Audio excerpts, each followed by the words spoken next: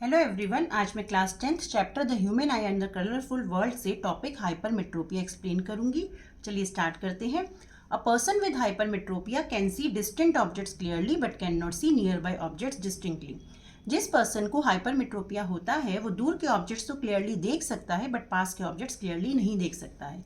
इस डिफेक्ट को फार साइटेडनेस भी बोलते हैं। The near point of a hypermetropic I is more than 25 centimetre away. जैसा कि मैंने पिछली वीडियो में बताया था कि अगर हमारी आई में कोई भी डिफेक्ट नहीं है तो हमारी आई के लिए जो नियर पॉइंट होगा वो 25 सेंटीमीटर होगा। बट जिस पर्सन को हाइपरमेट्रोपिया होता है उसके लिए जो नियर पॉइंट है वो 25 सेंटीमीटर से ज़्यादा होता है, 25 सेंटीमीटर नहीं होता है। In an eye suffering from hypermetropia, the image of nearby objects is found behind the retina and hence the eye cannot see it clearly. जिस पर्सन को हाइपरमेट्रोपिया होता है उसकी आई में जो इमेजेस बनती हैं वो रेटिना के पीछे बनती हैं, नियर बाय ऑब्जेक्ट्स की। मतलब अगर वो पास के ऑब्जेक्ट्स देखता है तो उसकी इमेज रेटिना पर नहीं बनती, रेटिना के पीछे बनती है। जैसे कि एक हाइपरमेट्रोपिक आई है, ये आपका नियर पॉइंट है। मतलब नॉर्मल आई के लिए जो नियर पॉइंट 25 सेंटीमीटर होता है तो ये नियर पॉइंट है। अगर यहाँ पे कोई ऑब्जेक्ट पड़ा है तो यहाँ से जो डाइवर्जिंग रेज आएंगी उसकी जो इमेज है वो रेटिना से पीछे बनेगी, क्योंकि ये जो डाइवर्जिंग रेज है उसको आई लेंस रेटिना के पीछे फोकस करेगा। तो मैं अब आपको बताऊंगी कि ऐसा क्यों होता है। इसके दो कॉजेज होते हैं हाइपरमेट्रोपिया के, या फिर ये जो आई लेंस है उसको रेटिना के पीछे क्यों फोकस करता है इमेज को। तो इसके दो कॉजेज हैं। पहला है the eyeball has become too small. जो आईबॉल होती है, ये हमारी आई की आईबॉल होती है, ये जो है स्मॉल हो जाती है। जब ये स्मॉल होगी, जो पास से डाइवर्जिंग रेज आ रही हैं वो रेटिना के पीछे फोकस होंगी, क्योंकि ये पार्ट जो है वो स्मॉल हो जाता है, जिसकी वजह से जो रेटिना पर फोकस होनी चाहिए उसके पीछे फोकस हो जाएंगी।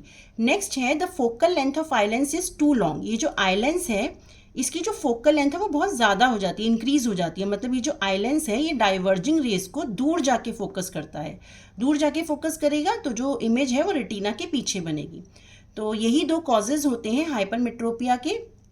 इसमें एक चीज़ हमें ध्यान रखनी है कि पास के ऑब्जेक्ट से जो भी रेज आती है वो हमेशा डाइवर्जिंग रेज होती हैं। आप जब भी हाइपरमेट्रोपिक आई का डायग्राम बनाएंगे तो उसमें आप हमेशा जो पास के ऑब्जेक्ट से जो रेज दिखाएंगे उसको हमेशा ऐसे डाइवर्जिंग रेज दिखानी होती हैं। जैसे कि मायोपिया में हम जो दूर से रेज आती हैं उनको पैरेलल रेज दिखाते हैं, इसमें हमें जो है डाइवर्जिंग रेज शो करनी होती हैं। तो this is the diagram of hypermetropic eye. अब मैं आपको बताऊंगी कि हाइपरमेट्रोपिक आई का नियर पॉइंट क्या होता है। जैसे कि मैंने बताया था कि near point of hypermetropic I is more than 25 centimetre. For example एक हाइपरमेट्रोपिक आई है और ये जो एन है ये 25 सेंटीमीटर है और ये जो एन डैश है ये 25 सेंटीमीटर से ज़्यादा है। देखिए ये आई से मोर देन 25 सेंटीमीटर है। 25 सेंटीमीटर तो यहाँ तक है एन तक, और एन डैश जो है 25 सेंटीमीटर से ज़्यादा होगा। तो इस हाइपरमेट्रोपिक आई का जो नियर पॉइंट है वो ये है एन डैश। इसका मतलब यहाँ पर अगर कोई ऑब्जेक्ट पड़ा है तो वो इस आई को क्लियर दिखेगा, क्योंकि उसकी इमेज जो है रेटिना पर बन रही है। बट अगर 25 सेंटीमीटर पे कोई बनेगा तो उसकी इमेज रेटिना पर नहीं बनेगी, उसके पीछे बनेगी। तो जो नियर पॉइंट होता है हाइपरमेट्रोपिक आई का वो 25 सेंटीमीटर से ज़्यादा होता है, मोर देन 25 सेंटीमीटर। अब मैं आपको बताऊंगी कि इस डिफेक्ट को करेक्ट कैसे करते हैं। हाइपरमेट्रोपिया को करेक्ट करने के लिए हम कॉन्वेक्स लेंस का यूज़ करते हैं। जब आँख के सामने कॉन्वेक्स लेंस रखते हैं तो जो पास के पॉइंट से, मतलब 25 सेंटीमीटर पे अगर कोई ऑब्जेक्ट पड़ा है वहाँ से जो डाइवर्जिंग रेज आ रही हैं पहले वो कॉन्वेक्स लेंस उसको कन्वर्ज करेगा। कन्वर्ज करके, क्योंकि वो डाइवर्जिंग रेज है तो क्या करेगा, उनको कन्वर्ज करेगा। फिर जो सेकेंड वाला आई लेंस है, हमारी आँख के अंदर का जो आई लेंस है, वो उन कन्वर्जिंग रेज को और ज़्यादा कन्वर्ज करेगा, क्योंकि ये भी एक कॉन्वेक्स लेंस होता है। जब वो जो डाइवर्जिंग रेज दो बार कन्वर्ज होंगी तो वो रेटिना के पीछे फोकस होने की बजाय रेटिना के ऊपर फोकस हो जाएंगी। तो ये जो कॉन्वेक्स लेंस है, मेन इसका फंक्शन होता है जो आई लेंस की कन्वर्जिंग पावर को इंक्रीज करना। क्योंकि पहले क्या था, जो आई लेंस है जब ये लेंस यहाँ पे नहीं था तो ये जो डाइवर्जिंग रेज थी उनको दूर जाके फोकस कर रहा था, मतलब वो कम कन्वर्ज कर रहा था रेज को।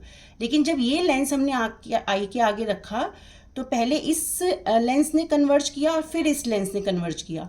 तो दो बार कन्वर्ज होने से जो रेज रेटिना के पीछे फोकस हो रही थी अब वो रेटिना के ऊपर फोकस हो रही है, जिससे कि जो इमेज है वो पास के ऑब्जेक्ट की रेटिना के ऊपर ही बन रही है।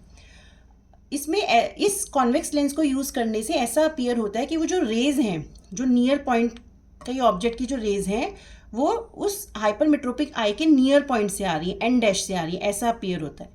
क्योंकि ये जो लेंस है उस ऑब्जेक्ट की एक वर्चुअल इमेज एन डैश पे बनाता है, जिसकी वजह से ऐसा अपीयर होता है कि वो रेज नियर पॉइंट से आ रही है, जिसको जो आई लेंस है वो रेटिना पर फोकस कर देता है, जिससे जो इमेज है वो रेटिना पर बनती है और पास के ऑब्जेक्ट जो हैं वो हमें क्लियर दिख जाते हैं। तो this is the correction of hypermetropic eye. तो आई होप आपको ये मेरी एक्सप्लेनेशन अच्छे से समझ आई होगी।